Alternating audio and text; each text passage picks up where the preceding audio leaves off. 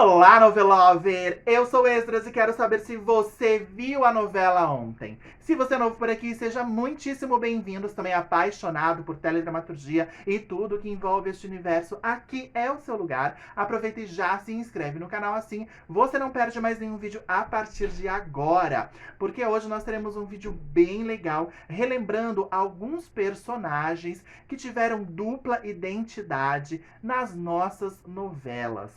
Pois é, vira e mexe, tem uma personagem ou outra que sai de cena e reaparece com outro nome, com outra identidade, por motivos às vezes muito parecidos, né, entre eles, assim. E nós adoramos histórias de dupla personalidade, de gêmeos, de trigêmeos. Esse é um plot que sempre dá um caldo e que a gente adora. Então, daqui a pouquinho, depois da vinheta, vamos relembrar 6 personagens que começaram a trama, né, como uma pessoa e de repente reapareceram depois de um tempinho sumidos aí com outra identidade. É daqui a pouquinho depois da vinheta, não sai daí.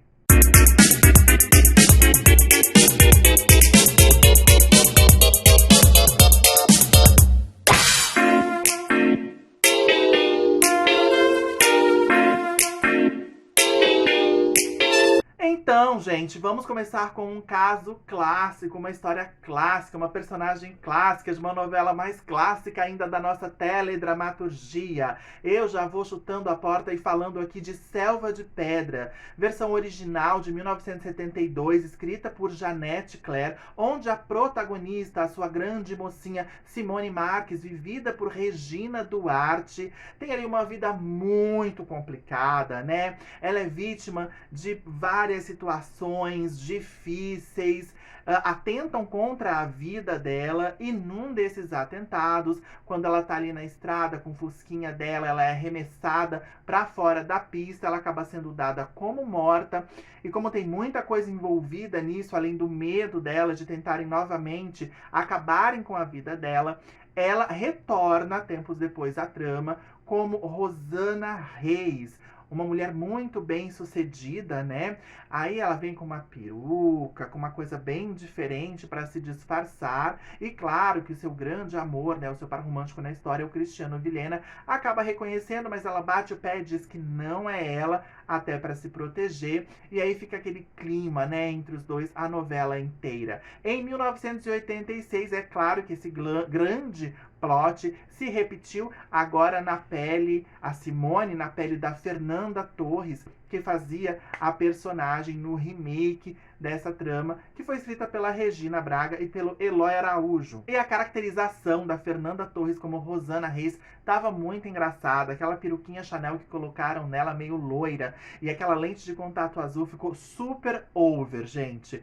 Mas essa trama, né, de uma personagem que desaparece ou porque atentam contra a vida dela e ela acaba retornando para se proteger, finge que é uma outra pessoa, instiga bastante, né? Eu acho o máximo. E aí os personagens ali, eles podem confundir, achar que realmente é uma sósia, um sósio, um gêmeo perdido, né? Mas a gente sabe quem é. Às vezes o autor quer confundir também o público, né? Então não deixa claro se aquela pessoa é realmente a personagem que a gente conheceu, né, no início da trama, ou se é uma outra pessoa. Isso a gente vai ver no nosso último caso aqui dessa listinha. Mas partindo para a nossa próxima personagem, temos aqui uma novela de 1999, Suave Veneno, escrita por Agnaldo Silva, uma trama que eu adoro, mas que não foi um grande sucesso, muito pelo contrário, e já tem vídeo sobre ela no canal. Se você ainda não assistiu, eu vou deixar passando o card aqui, corre lá depois que terminar esse vídeo. E a personagem da vez, que tinha uma dupla identidade aí, foi feita pela Glória Pires, também a protagonista. Só que dessa vez ela era meio inescrupulosa, porque ela se fingia passar pela Inês, uma mulher desmemoriada, para aplicar um golpe, né? Na verdade, ela era ali uma ferramenta de vingança da personagem Clarice, vivida pela Patrícia França, que a estava usando para se vingar daquele que na verdade era o seu pai biológico, né? Ela era filha bastarda dele, ela achava que ele tinha abandonado a própria sorte, teve uma vida muito difícil, e ela queria essa vingança que ela considerava justiça, porque ela era uma advogada. Então, ela ela recruta ali, né, a personagem da Glória Pires, que é irmã de um cliente dela, então ela faz ali uma troca. Se a personagem da Glória ajudar ela nesse esquema aí de vingança contra o Valdomiro Cerqueira, feito pelo José Wilker, ela tira o irmão da personagem da cadeia, e aí a contragosto, a Inês, que na verdade não se chama Inês, mas sim Lavínia, e que é uma mulher que mora no subúrbio, uma mulher muito batalhadora, ela acaba aceitando, mas sempre muito incomodada, sem saber como agir ali. E nesse início de novela, quando ela está desmemoriada, é muito interessante essa questão da falta de memória dela, ou na verdade, o fingimento de falta de memória, porque dá a sensação na gente que ela pode estar apenas incomodada ou se sentindo desconfortável pelo fato dela não lembrar de nada, né? Ou se ela realmente está enganando toda aquela família e principalmente o Valdomiro. E claro, eles acabam se envolvendo amorosamente, ela acaba se apaixonando por ele e quase pondo todo o plano a perder. Até que elas conseguem, né? A Clarice e a Inês conseguem concluir a vingança. E quando a Inês, ela rouba os diamantes, né? A grande fortuna do Valdomiro, e foge, deixando o homem desesperado, porque ele achava que tinha encontrado o grande amor, e descobre que ela foi uma grande golpista. E é interessante porque no início da trama o Agnaldo faz de uma forma que não deixa a gente ter certeza se aquela personagem é realmente uma mulher verdadeira, né, que está falando a verdade, ou se ela é uma falsária, como a vilã Maria Regina, filha mais velha do Valdomiro, acreditava o tempo inteiro. Depois de vários capítulos sumida, né, o Valdomiro segue atrás, procurando, investigando, para reencontrar essa mulher que lhe roubou tudo com a desculpa de que quer recuperar o seu dinheiro. E claro que ele quer recuperar a sua fortuna, mas não é só isso, ele não quer só as pedras preciosas, ele também quer reencontrar essa mulher que ele amou tanto, que ele se apaixonou tão cegamente. E aí um dia passeando ali por um shopping, ele dá de cara com Lavínia, uma mulher totalmente diferente da Inês, de coque no cabelo, um vestidinho mais solto, mais despojada, e ele pega ela e fala: Inês, é você? E ela mente descaradamente, dizendo que não sabe quem ele é, que ela não se chama Inês. Então ela finge que não conhece ele, e a gente fica assim, gente, será que é outra pessoa? É muito bacana. E aí, na segunda fase da novela, né, a Lavínia já é Lavínia mesmo, já assume a identidade dela, e tem toda aquela história dos dois tentarem se entender depois desse grande golpe, né, que a Lavínia deu no Valdomiro. Então eu também acho muito legal essa história da Inês Lavínia em Suave Veneno. Já no ano de 2001, partindo lá pro SBT, a gente vê que esse plot da mocinha, que é dada como morta e volta com outra identidade, é algo muito comum nas novelas mexicanas. E como o SBT é o embaixador das novelas mexicanas aqui no Brasil, é claro que essa novela que eu vou falar agora, que é um original mexicano, só poderia ter sido exibida lá. Eu estou falando de Rosalinda, uma trama protagonizada pela Thalia, que originalmente foi exibida lá no México em 1999 e veio para o Brasil 2 anos depois, em 2001. Nessa trama, Rosalinda é uma moça ingênua, inocente, fofíssima, né, que vive ali num mundo todo colorido, até que acontece grandes revelações na vida dela. Ela acaba sendo internada no manicômio por causa de um trauma, depois de descobrir o passado dela. Quando ela tá nesse manicômio, alguém taca fogo lá no hospício, e aí ela é dada como morta, encontra um corpo achando que é o corpo dela, mas na verdade não é. Ela conseguiu fugir do incêndio, virou uma menina de rua, perdeu a memória, aí ela vive de pequenos furtos, né, sendo explorada por um aproveitador lá da história. Até que um belo dia, quando ela tá furtando a casa de alguém, esse alguém flagra ela e tem a sensação de que conhece ela de algum lugar, mas em vez de denunciá-la, resolve transformá-la numa cantora. Tipo assim, do nada, essas coisas só acontecem em novela mexicana, né? Como ela não lembra nem o nome dela, ele dá o nome pra ela de Paloma Dorantes. Então a Rosalinda retorna como uma cantora doutora maravilhosa, depois de ter sido dada como morta, chamada Paloma Dorantes. Isso deixa todos os familiares dela, até o marido, porque a Rosalinda tinha se casado, né, com seu grande amor na história, todo mundo muito confuso. Gente, mas a Rosalinda morreu. Será que é ela? Será que é uma artista muito parecida com ela? Porque ela retorna como uma artista. Então essas coisas meio inexplicáveis assim, né? Bastante surreal de novelas mexicanas e que todo mundo, ou a grande maioria, adora. Aconteceu em Rosalinda com a estrela maravilhosa Thalia interpretando Rosalinda, o papel título, e também a Paloma Dorantes, que é a sua outra identidade quando ela está sem memória. Seguindo nessa mesma linha, e baseado também em uma sinopse mexicana, temos Marisol, que estreou no SBT no ano seguinte a Rosalinda, em 2002.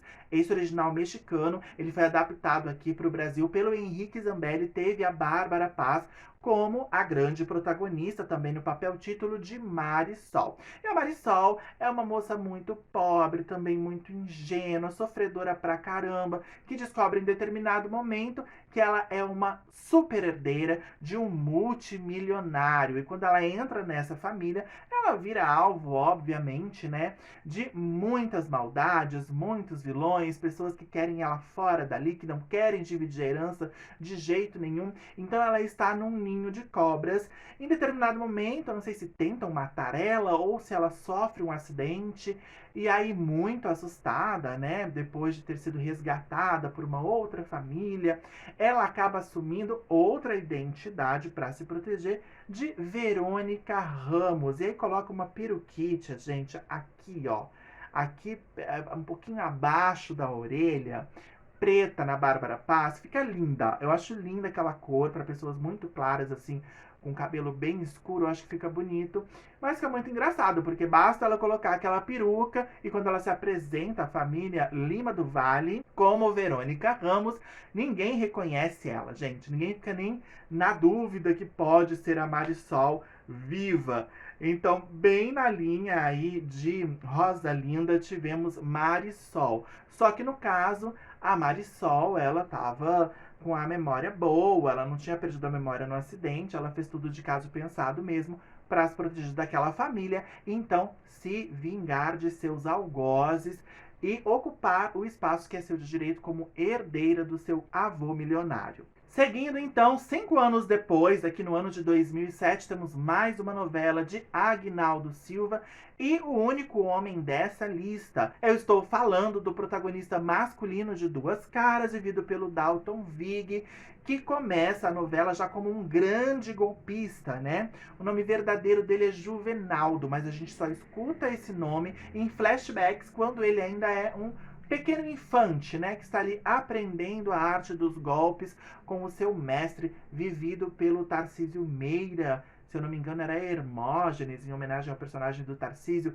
em Grande Sertão Veredas. Não tenho certeza, me corrijam se eu estiver errado, mas a gente sabe que o nome do personagem é Juvenaldo apenas nas lembranças do personagem na infância, porque ele já começa a novela como Adalberto Rangel, um grandíssimo golpista que aplica o grande golpe da sua vida na mocinha da história feita pela Marjorie este ano, a Maria Paula. Ele rouba toda a fortuna dela após se casar com ela e na noite de núpcias mesmo, né? Ele acorda e se manda. E aí, meu povo, o que ele faz? O Dalton Vig começa a novela com várias próteses, né?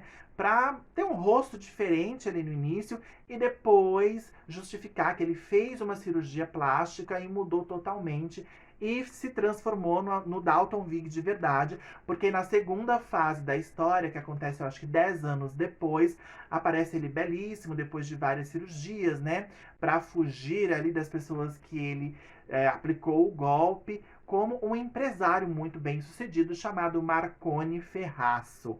Então a caracterização dele é muito boa, assim, quer dizer, boa não no sentido de ter sido uma maquiagem legal, mas coloca um nariz maior, alguma coisa aqui no meio, né, dos olhos. Fica bacana, assim, a caracterização. Eu não desgosto, não. E aí temos, então, esse golpista com dupla, talvez tripla identidade, né, de Adalberto Rangel para Marconi Ferraz, mas que, na verdade, chama-se Juvenaldo, em Duas Caras. E finalizando esse vídeo com essa listinha marota, nós vamos lá para 2016 para uma novela que tentou homenagear Selva de Pedra neste mesmo plot, A Lei do Amor, de Maria Adelaide Amaral e Vincent Villari. Aqui, a personagem de Alice Wegman vive a mocinha Isabela. Isabela é uma menina batalhadora que trabalha em eventos. Num desses eventos, ela conhece o Tiago, né? Neto do milionário Fausto Leitão, feito também pelo Tarcísio Meira. O Tiago é vivido pelo Humberto Carrão e os dois se apaixonam perdidamente, mas a Isabela, ela é bastante reativa, né? Militante, ela não aceita coisas erradas e a família do amado dela é totalmente errada, corrupta, e ela não aceita essa família. Então ela acaba se transformando numa pedra no sapato de toda a família Leitão. Em determinado momento, num passeio que os dois vão fazer de barco, o Tiago e a Isabela, ela é jogada ao mar. Então tentam assassiná-la e ela fica assim desesperada. Quer dizer, passa-se um tempo e ela retorna à novela como a personagem Marina. E ela acredita piamente que ela foi jogada no mar pelo Tiago, né? Então ela acredita que o Tiago fazia parte de uma trama ali, costurada por toda a sua família para se livrar dela, porque ela estava descobrindo falcatruas e ela queria denunciar, mas a trama é toda muito urdida, né? Com muito cuidado, com muita sutileza, para que parecesse isso. Na verdade, o Tiago jamais jogaria a sua grande amada no mar, porque ele realmente a amava. Mas por que ela acredita nisso? Se eu não me engano, eu não me lembro exatamente, eu acho que ela toma alguma bebida e ela dorme, pega no sono. E o Tiago também, né? Só que depois dela. E aí alguém entra no barco e joga ela no mar. Esse alguém até hoje eu não sei quem é. Não lembro se era o personagem do José Maier, que era o grande vilão na história, ou algum mandante da Magnólia Leitão, feita pela Vera Holtz, ou a própria Magnólia. Me contem nos comentários também se vocês lembram detalhes de como foi essa história aí da Isabela em A Lei do Amor, até porque depois de um certo tempo eu larguei a novela, mal assisti o final.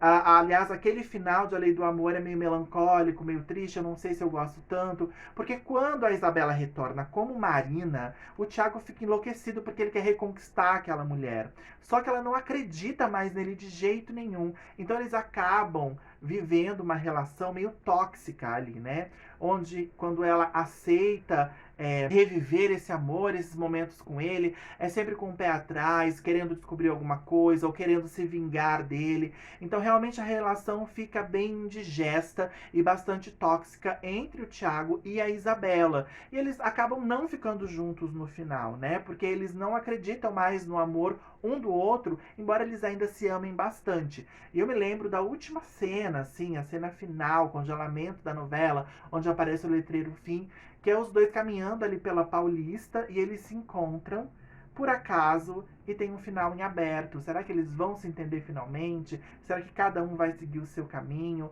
Mas tem toda essa história da Isabela que vira Marina e ela fica um bom tempo, né, batendo naquela tecla de que ela não é Isabela, não sabe de quem se trata Isabela, que ela se chama Marina, e até a gente fica confuso. Será realmente que é outra personagem? Eu não fiquei, eu sempre acreditei que era a mesma pessoa, mas é claramente um plot inspirado em Selva de Pedra. E segundo entrevistas do próprio Vincent Villari, um dos autores, ele disse que essa era para ser a trama principal da novela. Então, muitas coisas interessantes poderiam ter acontecido na trama desses personagens. Infelizmente, devido a tantas interferências, né, de outros ali por trás, não aconteceu a trama como deveria. Mas era uma trama tão forte e não era a trama principal, mas estava na cara que era para ser. A gente percebia que aquilo ali tinha muito potencial. E esse foi o vídeo de hoje, pessoal. A gente relembrando aqui personagens que tiveram dupla identidade nas novelas, que era uma pessoa e depois de algum acontecimento fatal retorna para a história com outra personalidade, outra identidade, né, outro nome, enfim. Se você gostou desse vídeo, já sabe, comenta, compartilha, deixa like. Se ainda não for inscrito no canal, se inscreve agora, assim você não perde mais nenhum vídeo. E também você pode me seguir nas redes sociais do canal, no Instagram, e também no Facebook, e também no Twitter. E a gente se vê no próximo vídeo. Beijo, tchau!